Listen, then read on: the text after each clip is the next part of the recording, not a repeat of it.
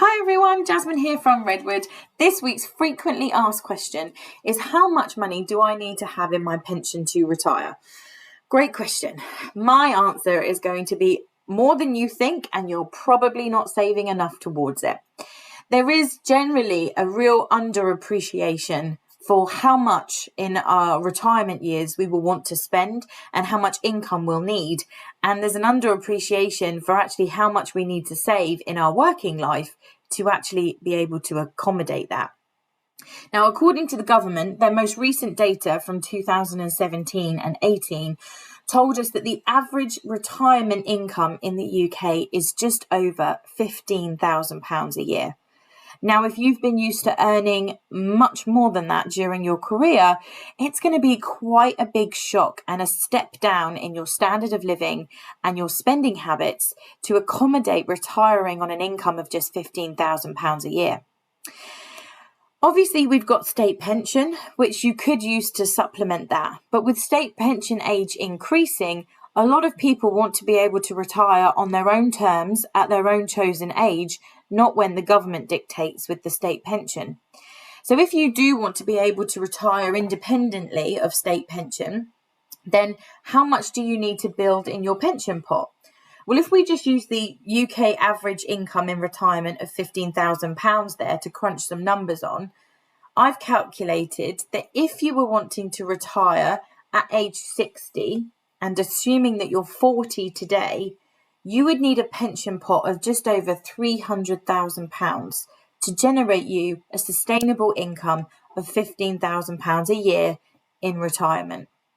Now, what does that look like in terms of monthly savings? Well, as I said, if you were 40 and we had 20 years to go until you were 60 and you wanted to retire, that means that you need to be saving £852 per month into a pension in order to make sure that you have a pot of £300,000 by the time you're 60, which can generate you an income of £50,000.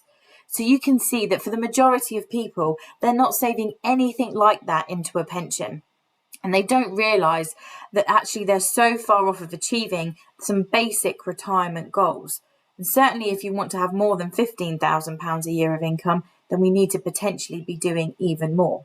Now, we might not be starting from zero. If we're 40 or even in our 50s, we might have already amassed previous pensions from previous careers and employments.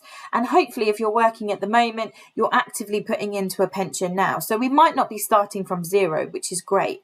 The key thing is then working out what those numbers look like for you on a personal level. So the first thing you need to work out is when do you want to retire by? And the second thing is how much income do you want in retirement? Is it the national average of £15,000 or is it a bit more? Or could you actually retire and survive on a little bit less? Once you've got those figures, we can then crunch those numbers and work it back for you based on what you've already got saved up in pensions or how much you're contributing now to work out if you're going to have a shortfall and how much you need to increase your pension savings by. You're either going to crunch the numbers and find out that you're already saving enough to achieve your goal, which is great news, or you'll find out that you're not saving enough into pensions and you need to try and increase your savings by however much in order to achieve your goal. At least then you've quantified it and you know what you need to do to bridge that gap and meet that shortfall so you can retire when you want and on the lifestyle you want, most importantly.